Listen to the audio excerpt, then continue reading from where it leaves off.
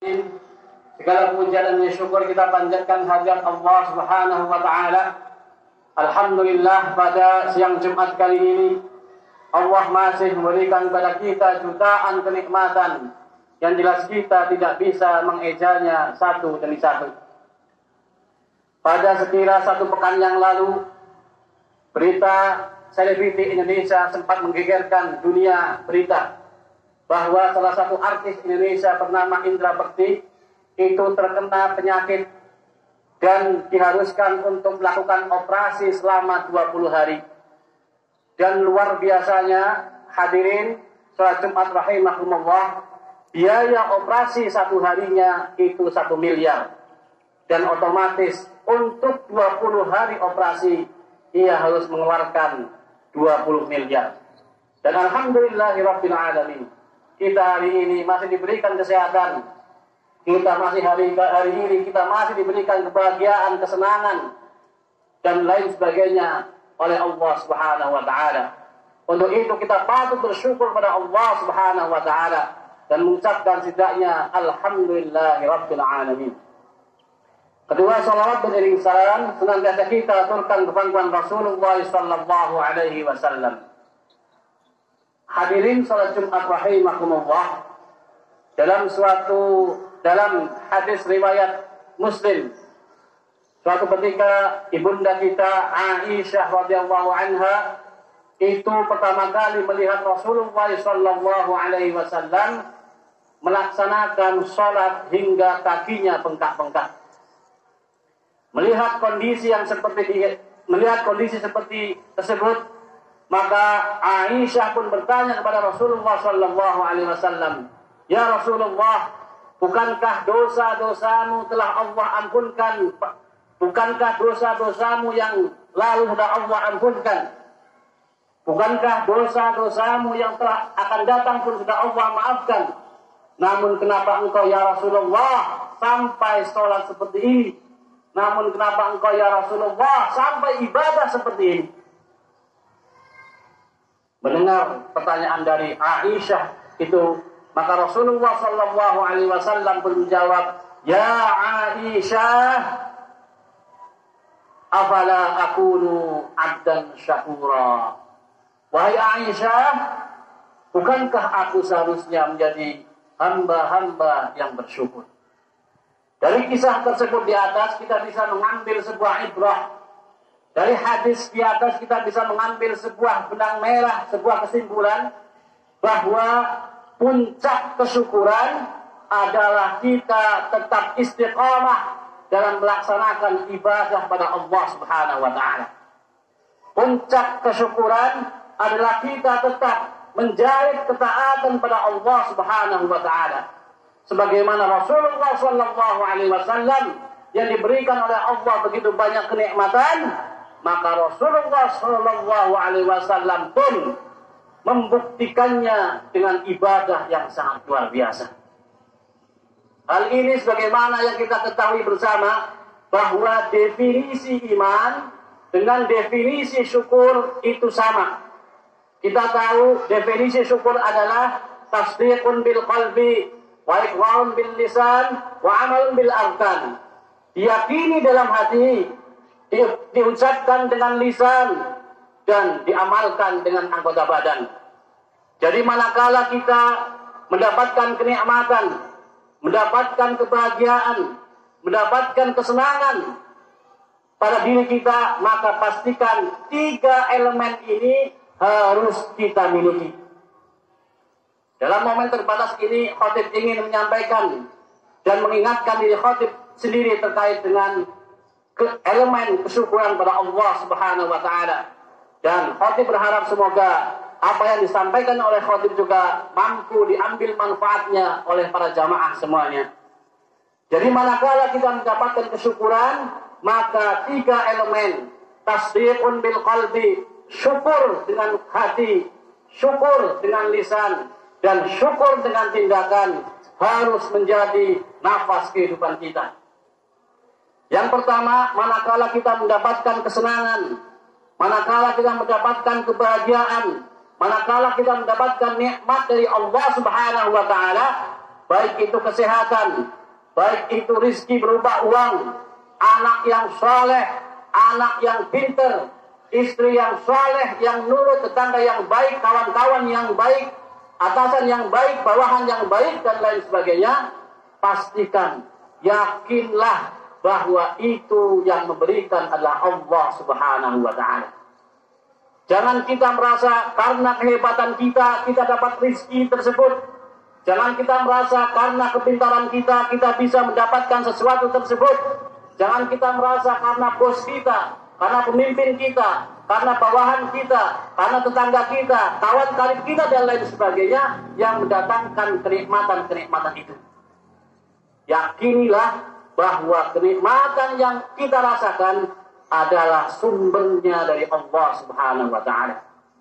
Dan manusia, apakah diri kita sendiri, orang lain, dan lain sebagainya, itu hanyalah perantara dari Allah Subhanahu wa Ta'ala. Karena bukankah kita sudah sering menyaksikan, seharusnya 2-3 hari lagi gajian di PT, namun 1 hari kemudian ternyata bosnya itu lari. 1-2 hari kemudian harusnya gajian, namun ternyata pimpinannya terkena KPK dan lain sebagainya, yang harusnya gajian pada hari itu jadi tidak gajian. Inilah artinya bahwa rizki dan kenikmatan itu hanyalah dari Allah Subhanahu wa Ta'ala. Dan yang kedua adalah, manakala kita sudah meyakini bahwa kenikmatan yang kita dapatkan hanya dari Allah Subhanahu wa Ta'ala, maka langkah yang kedua adalah kita iqrarun bil lisan. Kita ucapkan dengan lisan kita, setidaknya dengan mengatakan alhamdulillahi rabbil alamin. Ketika kita menyadari hari ini kita sehat, bangun tidur kita sehat, alhamdulillahi rabbil alamin. Kita bisa melihat anak-anak kita sehat, istri kita sehat, tetangga kita sehat, orang tua kita sehat, alhamdulillahi rabbil alamin. Kita hari ini bisa makan, kita hari ini bisa menyekolahkan anak, kita hari ini bisa mendapatkan kenikmatan-kenikmatan yang lain, maka pastikan mulut kita mengatakan alhamdulillahi rabbil alamin. Jangan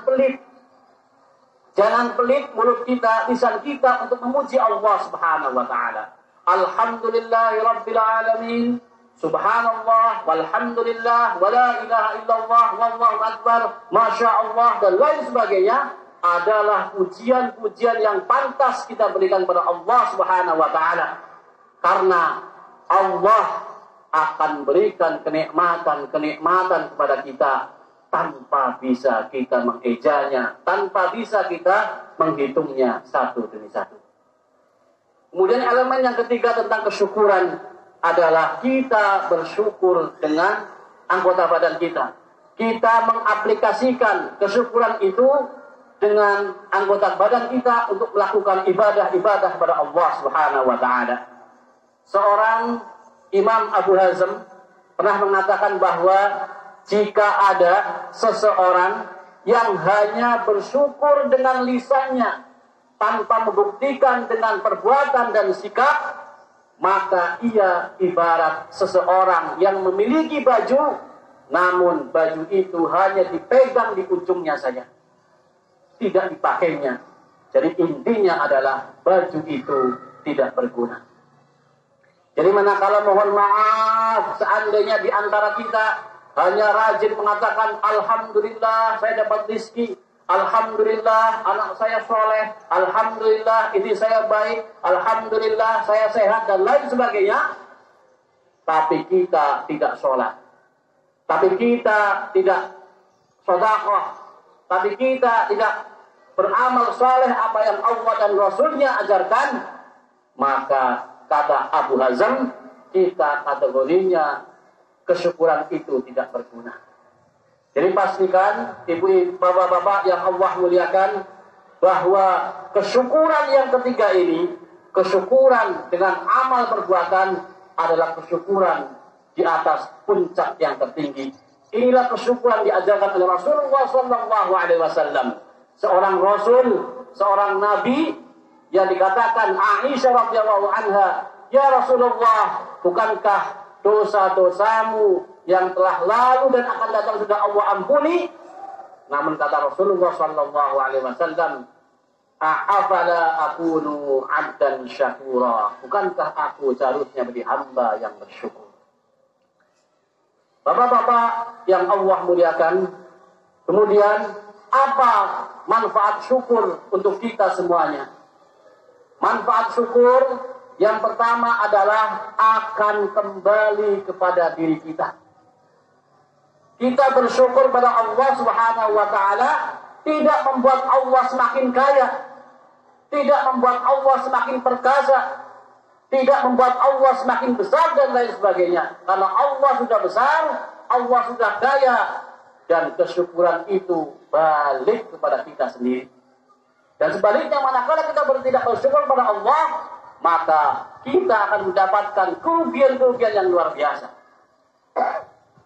Allah Subhanahu wa taala berfirman dalam surat Luqman ayat 12. A'udzu billahi minasyaitonir rajim. Wa man yashkur fa innama yashkuru li nafsihi wa man kafara fa innallaha ghaniyyun hamid. Dan barang siapa yang bersyukur, maka bersyukurnya itu untuk dirinya sendiri, bukan untuk Allah. Wa man kafara fa innallaha ghaniyyun hamid.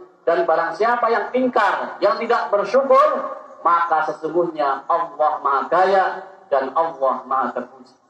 Jadi manakala satu dunia ini tidak ada yang sholat, manakala satu dunia ini tidak ada yang sedekah, manakala satu dunia ini tidak ada yang menurut perintah-perintah Islam, maka Allah tetaplah Allah, Allah lah tetaplah yang mulia, yang terpuji.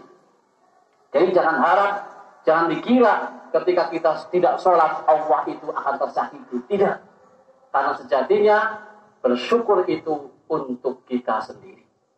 Dan yang kedua adalah nikmat dari bersyukur adalah kita akan dilipatkan kenikmatan-kenikmatan oleh Allah Subhanahu wa taala.